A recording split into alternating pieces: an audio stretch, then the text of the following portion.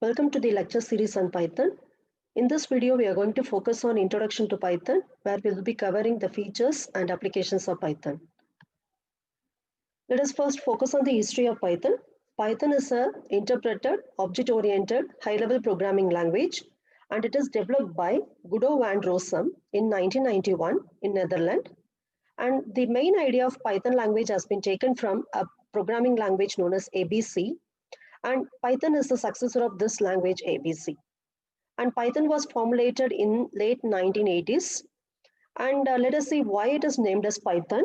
Guido van Rossum was a fan of the famous BBC show Monty Python's Flying Circus. And based upon this only, he named the newly formed language as Python. And we can get all the information about Python in the official website. It is www.python.org. Now let us see about versions of Python. In Python, we have version 1.0, version 2.0, and version 3.0. 1.0 is released in the year 1994, and 2.0 is released in 2000, 3.0 is released in 2008. And when we see the different versions of Python, to name the version, we have this particular format: major version number dot minor version number dot release number. For example, let us consider a few things. Python 3.9.1, here major version number is 3 and minor version number is 9 and release number is 1. And we have one more 3.7.9. Here also major version number is 3 but minor version number is 7 and release is 9. Generally, we will call these two as Python 3.x. Likewise, we have Python 2.x and Python 1.x. So these are some of the examples for different versions available in the Python. And when we look at the versions of Python, Python language does not provide any backward compatibility from one major version to another major version.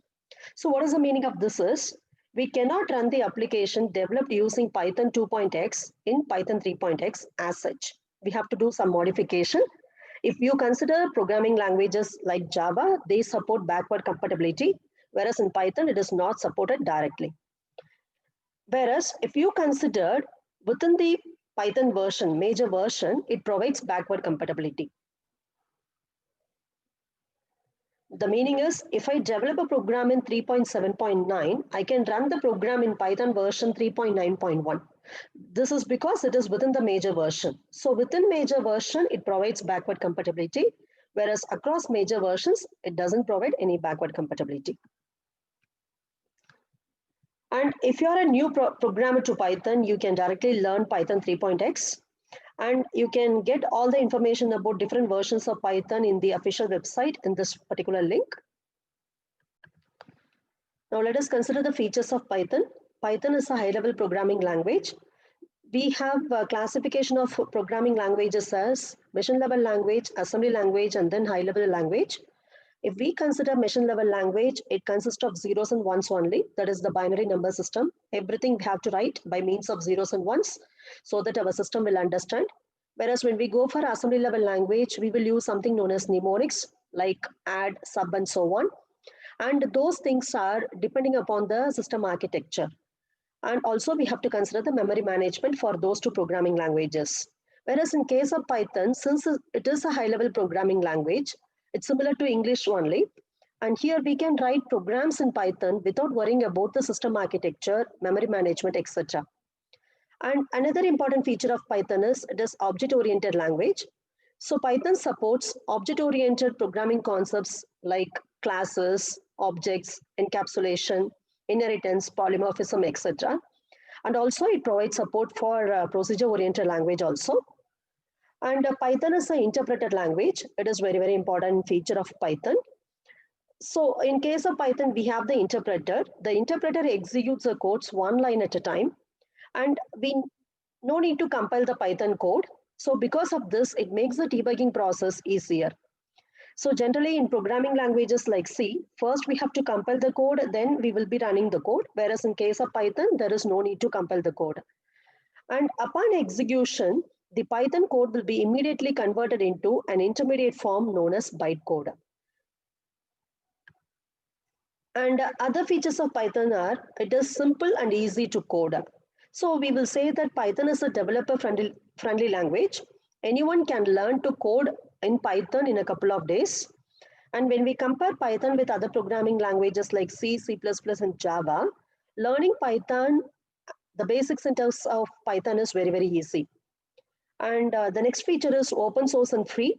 Python is an open source programming language, and it is completely free to download and use.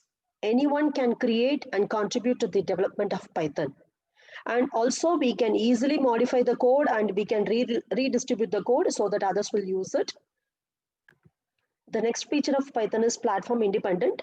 So Python follows something known as ORA. ORA stands for write once and run anywhere. So here we can write the program only one time and we can run the program in any platform like Windows, Linux, and Mac, etc. And in case of Python, to achieve this, we need something known as Python virtual machine. And this Python virtual machine is platform dependent, whereas whatever application we are running in Python, that is platform independent.